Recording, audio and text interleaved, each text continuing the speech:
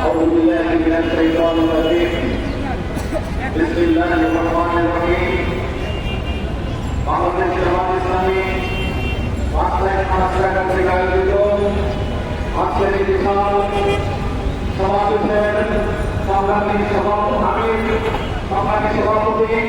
Jamaat Islami Maslak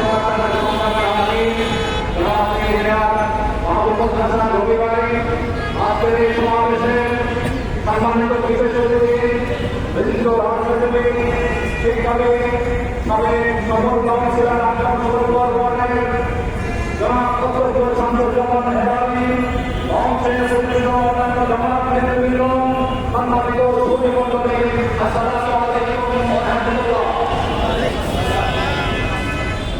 আমরা 1971 সালের 16 December স্বাধীনতা লাভ করেছি।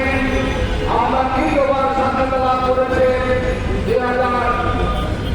2024 সালের 5 জানুয়ারি।